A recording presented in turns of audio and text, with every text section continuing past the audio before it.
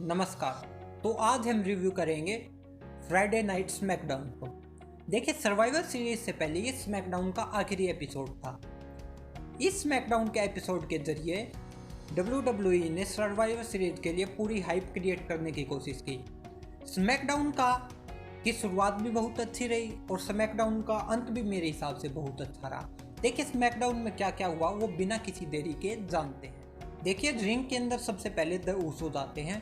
The Usos आकर ring के अंदर बुलाते हैं रोमन रेंस को। रोमन रेंस के साथ पॉल हेमन भी आते हैं। इस बीच पॉल हेमन कहते हैं कि उन्होंने किंग वुड से ताज इसलिए छीना पिछले हफ्ते क्योंकि उनके अंदर ये करने की हिम्मत है। द किंग वुड भी आते हैं। किंग वुड आके रोमन रेंस को कुछ भला बुरा कहते हैं। रिंग के अंदर किंग की चेयर रखी होती है, स्केप्टर रखा होता है और उनका ताज रखा होता है। रोमन रेंस के इशारों पे दोनों ऊसोस भाई स्केप्टर और कुर्सी को तोड़ना शुरू कर देते हैं और इसी के बाद रोमन रेंस किंग वुड के ताज को लेते हैं और अपने पैर से तोड़ने की कोशिश करते हैं। ये सब होता देखकर किंग वुड से रहा नहीं गया और रिंग के अंदर दौड़े हुए आए। रिंग के अंदर आते ही दोनों भाई दो ऊसोस उनके ऊपर टूट पड़ते हैं और उनका मार मार के बुरा हाल कर देते हैं। और उसके बाद क्या हुआ, रोमन रेंस ने अपने पैरों से किंग वुड के मुंह के सामने, बिल्कुल फेस के सामने उस ताज को कुचल दिया और ये करके वो वहाँ से निकल गए। देखिए, हम सब जानते हैं कि स्मैकडाउन में अभी तक जो ट्रेडिशनल मैच होना है 5-on-5, उस मैच के 5वें खिलाड़ी के रूप में किसी की घोषणा हुई नहीं है। अभी तक अनाउंसमेंट किया नहीं था। सेमी जैन 5वें खिलाड़ी जरूर थे लेकिन उनको टीम से हटा दिया गया। उसके बाद आज आखिरी एपिसोड में इस चीज़ का ऐलान होना था। इसके लिए 4-वे बैटल मैच होता है। उसके अंदर तो खिलाड़ी होते हैं, जो रेसलर होते हैं वो होते हैं 4 टाइम के WWE चैंपियन सेमस, सेजारो, रिकोसे और जिंदर महल। चारों अच्छे रेसलर थे। चारों ने बहुत ही बढ़िया बढ़िया मूव्स लगाए और मैच एक शानदार साबित हुआ। चारों की परफॉर्मेंस में मेरे हिसाब से जो मैंने मैच देखा सबसे काबिले तारीफ रही रिकोसे की। मैच के अंत में होता क्या है कि जब सिजारो सेमस पे अपनी पकड़ मजबूत कर लेते हैं तो इस बीच हॉलैंड एंट्री करते हैं और वो उनका ध्यान भटका देते हैं और इसका फ़ायदा उठाकर सेमस अपनी ब्रोक किक सिजारो के ऊपर लगा लेते हैं और उनको पिन कर देते हैं। मेरे हिसाब से ये चीज़ ठीक भी हुई है क्योंकि सेमस के आने से जो स्मैकडाउन की मेंस टीम कमज़ोर लग रही थी रो की टीम के आगे। रो की टीम में कहीं बॉबी लैस्ली है, फिन बैलर है, सेथ रॉलिंस है, केविन ओवेंस है, ऑस्टिन थ्योरी को छोड़कर सभी रेसलर फॉर्मर चैंपियन है। सेमस के आने से भी एक चैंपियन खिलाड़ी स्मैकडाउन टीम में जुड़ा है और कहीं ना कहीं ये टीम के लिए मजबूती मिली। इसके बाद जो मैच शुरू होता है वो होता है साइना बेजलर और नटालिया वर्सेस नियोमी और आलिया। देखिए, नियोमी ने जब डेब्यू किया था तो लग रहा था कि उनको पुश मिलेगा और उनको सर्वाइवर सीरीज के अंदर टीम के अंदर एंट्री दिलाकर उनको पुश भी दिलाया गया, लेकिन उसके बाद उनको टीम से हटा दिया गया। अब बात करते हैं नियोमी की। नियोमी बहुत दिनों से WWE ऑफिशियल सोनिया डेविल के साथ फ्यूड में है। हालांकि उनकी अब तक ज़्यादा लड़ाई हुई नहीं है लेकिन उनका सोनिया डेविल ने पुश बंद कर रखा है। तो देखा जाए तो आलिया और नियोमी दोनों की हालत एक समान है। दोनों को पुश मिलना भी बंद हो चुका है और इस मैच में भी उनकी सेम ही कंडीशन हुई। नटालिया ने जैसे ही नियोमी को रोल अप किया तो जल्दी जल्दी से बेईमानी से रेफरी ने 3 काउंट करके उनको हरा दिया और आज भी उनका वही हाल हुआ जो कि पिछले कई हफ्तों से चला रहा है, हार। देखिए, बैक स्टेज में इसके बाद एंट्री होती है सेमी जैन की। सेमी जैन शानदार एक्टर हैं। रेसलर तो अच्छे हैं ही, वो एक्टर भी बहुत अच्छे हैं। एक शानदार करेक्टर हैं। वो सोनिया डेविल को कहते हैं कि उनके साथ नाइंसाफ़ी हो रही है। इसके साथ ही सोनिया डेविल अनाउंसमेंट करती है कि 25 मैन बैटल रॉयल लड़ी जाएगी सर्वाइवर सीरीज के अंदर और उसके अंदर आप हिस्सा ले सकते हैं। तो भाई उसके बाद मैच की शुरुआत होती है मैडकप मोस और जेफ हार्डी के बीच में। देखिए, जेफ हार्डी को अकेला पाते देख ड्रू मैकइंटायर भी रिंग के अंदर एंट्री करते हैं कहीं बैरन कॉर्बिन मैडकप मोस का साथ देकर जेफ हार्डी को हरा ना दे। मैच की शुरुआत होती है। मैच में बहुत जल्दी जेफ हार्डी उनको हरा देते हैं। देखिए, जेफ हार्डी को इस जीत की बहुत ज़रूरत थी। जेफ हार्डी ने पहले भी सेमी जैन को हराया था लेकिन उससे पहले उनको रो में ज़बरदस्त हारों का सामना करना पड़ा था, खास करके न्यू कमर ऑस्टिन थ्योरी के खिलाफ। इसके बाद जैसे ही मैच ख़त्म होता है तो बैरन कार्बन के ऊपर हमला बोलते हैं ड्रू मैकइंटायर और बहुत ज़बरदस्त एक क्लेमोर किक देखने को मिलती है।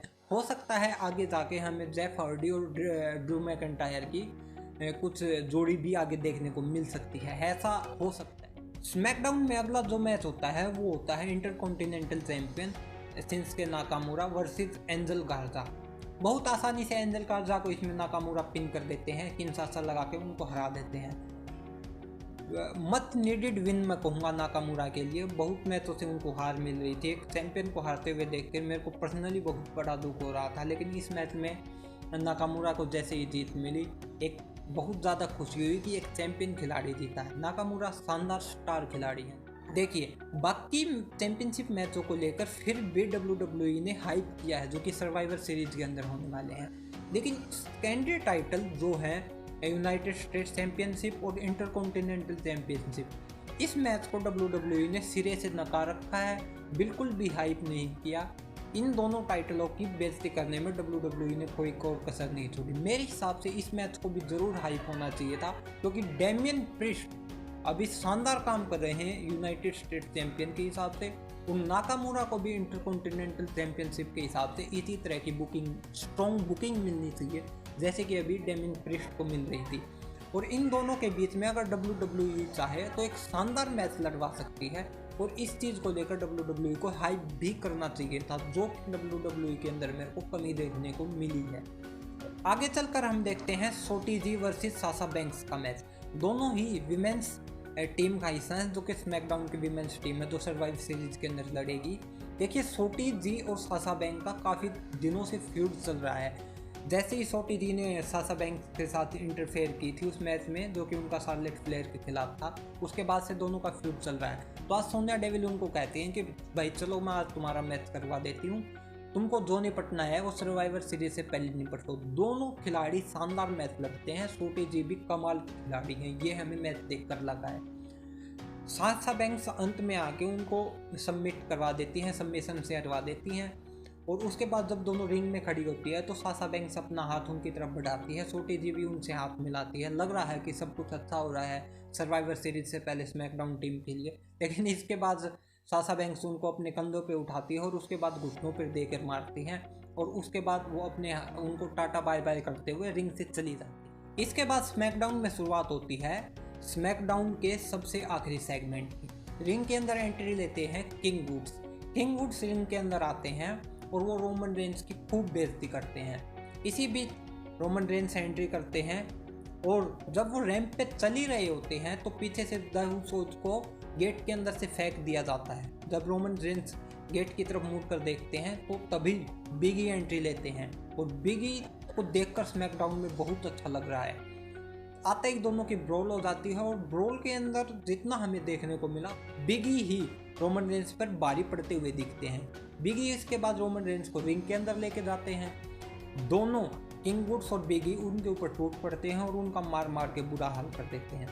अपने चैंपियन भाई को पिटते हुए देखकर द उसोस भी रिंग के अंदर एंट्री करते हैं, लेकिन बिगी और किंग वुड के सामने उनकी एक भी नहीं चलती है, और बिगी उनके ऊपर डाई भी लगा देते हैं रिंग के बाहर। इसके बाद वो रिंग के अंदर आते हैं। जैसे ही वो रिंग के अंदर आते हैं और रोमन रेंस अपना मौका ताड़कर उनको एक ज़बरदस्त सुपरमैन पंच दे देते हैं। उसके बाद जैसे ही वो स्पेयर देने की कोशिश करते हैं तो बिगी काउंटर करते हुए उनको बिग एंडिंग लगाने के बिल्कुल नज़दीक पहुंच जाते हैं। इसी के साथ रोमन रेंस उनके कंधे से उतरकर नीचे और बिगी के इस रूप को देखकर हमें तो यही लगता है कि सर्वाइवर सीरीज के अंदर बहुत अच्छा और जानदार मैच होने वाला है दोनों चैंपियन वर्सेस चैंपियन के बीच में। बिगी को ये मोमेंटम जरूरी भी था। रोमन रेंस के ऊपर अगर उनका पलड़ा भारी रहता है ऐसे सेगमेंट्स में तो देखने का मज़ा भी आएगा। तो कैसा लगा आपको मेरा WWE स्मैकडाउन का ये रिव्यू? देखिए, हम हर हफ्ते रॉ और स्मैकडाउन के रिव्यू भी लेकर आते रहते हैं और ऐसी न्यूज़ और फैक्ट्स भी लेकर आते रहते हैं। अभी कल हम लेकर आएंगे सर्वाइवर सीरीज से जस्ट पहले हर मैच की प्रिडिक्शन जो हमारे हिसाब से हो सकती है। हमने अपने हिसाब से हर मैच को प्रिडिक्ट करने की और कौन उसको जीत सकता है और क्यों जीत सकता है उसके ऊपर एक वीडियो तैयार की है जो हम कल रिलीज़ करेंगे। अगर आपको ऐसी ही WWE से रिलेटेड वीडियो पसंद है तो आप हमारे चैनल रेसलिंग उस्ताद को सब्सक्राइब कर लें। आपको कुछ एडवाइस देनी है या फिर आप इस वीडियो के बारे में अगर कुछ कहना चाहते हैं तो आप कमेंट ज़रूर कर दें।